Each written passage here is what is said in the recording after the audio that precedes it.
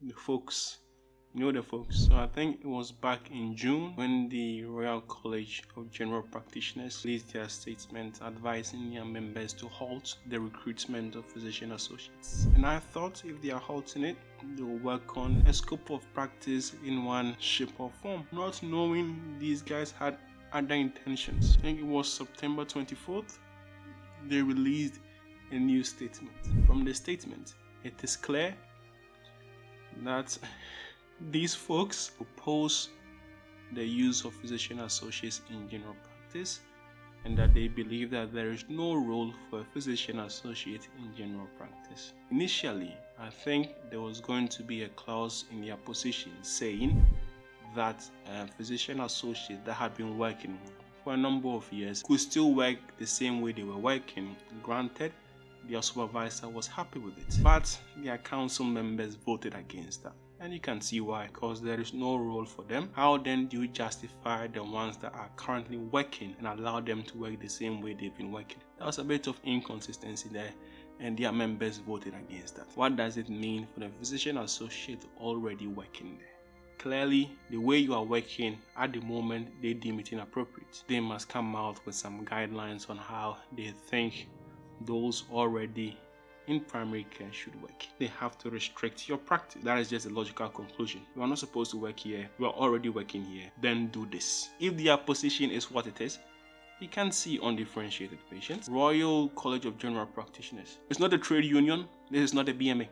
The BMA, they can talk, they are a trade union. The supervising clinician can decide whether to implement what their trade union says or not. The Royal College of General Practitioners is a different kettle of fish. They are the ones that set the curriculum that once an individual having completed their foundation year, if the individual is interested in becoming a general practitioner, Royal College of General Practitioners set the curriculum and the various exams they have to sit to become a member of their college, to become a recognized general practitioner. You can't just dismiss them. Having said that, it still stands that their position, as they've declared, is not legally binding as such. If a general practitioner, a GP who supervises a physician associate, is still happy for them to work there and continue working how they are working at the moment, it is not technically illegal. It just means that they are going against the guidance. As long as everything is going smooth,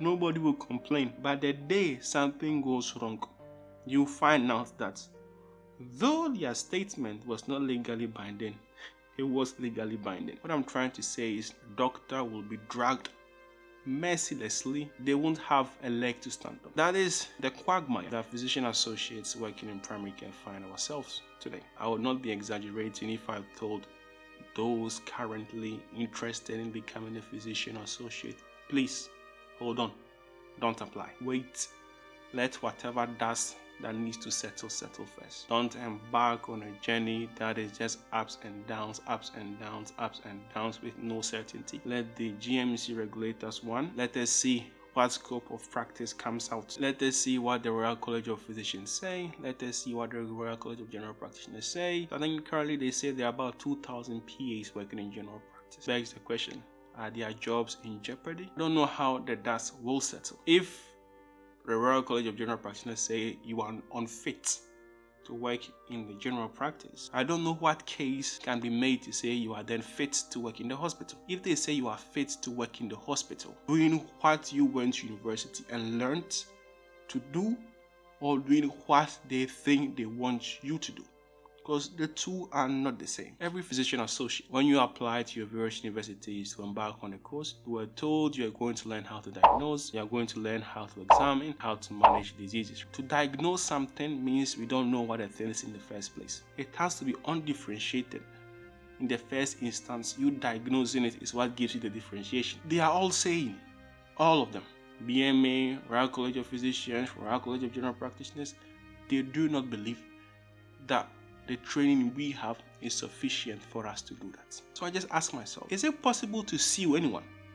Because they should fall under false advertisement. You paid money to learn a certain skill, to do a certain job. Now you are being told the skill you acquired It's not enough to do that job. Every course you did was approved by the NHS. Every course you did was approved by the Department of Health. Every course you did was under the FPA, under the Royal College of Physicians. And then the chair's PC starts moving, they start changing their mind, and somehow you are left outside, hung out to dry. And you are just supposed to just take it. That is a hard pill to swallow, regardless of how your individual supervisors feel about you as a physician associate. They are taking on some risks following that statement to keep you there. The workforce plan that was announced last year in June, saying that they were trying to get about 10,000 physician associates, I've not seen them retracted. But these are politicians. When have you ever seen an honest politician say something, do it as it was stated? They always come up with excuses. Doing a U-turn on the physician associate project is not out of the cards for a politician with a dying career. Going back to the Royal College of General Practitioners, as I said, they set the curriculum. I once went onto their website to see what are the things that doctors study to become general practitioners. I went to the curriculum and I saw the diseases. There are a lot of diseases and conditions there, but frankly, nobody will teach you as a physician associate. And that's just us being honest. But then those same diseases, if you look at them and you open the book and you read them, they are not esoteric. They go in. It's like, so this is this is that. They are not special. It's just that we have not been tested on it, so we can't say we know it. In the last video I said, if you want to help individuals and you want to contribute meaningfully to their lives, the role of the physician associate could do that for you. But I didn't know how long it could keep doing that for you. And it seems that that time for the reckoning is coming. It's closer in the horizon than initially anticipated. Don't know how things will go ahead unless the government is just hell-bent on pushing things forward. If they are not, and the different royal colleges have their way, I have no doubt the job, as you see it right now, will be different.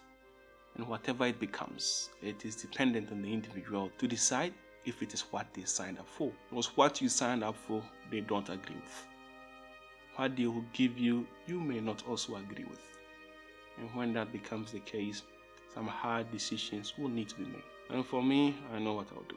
I believe in dignity as an individual. I also believe in honesty, trying to do your best. But if you're in an environment where your best is not enough, where common respect is not accorded you, you have to inform yourself. Money is not everything. There is more to life than that. But of course, most people have duties and obligations that need to be addressed financially, completely respected. But for some of us, single mofos, chairman, I will quit in a heartbeat. And those that are still looking for jobs, after this statement, if the chances of you getting a job was 1 in 4, today it is like 1 in 16. The sad part of it that it is not within the hands of physician associates. They are dependent on doctors. So in one way or the other, they control our destiny. I'm sick. My throat is completely messed up. It's your boy OT, and I'm out. Salutes.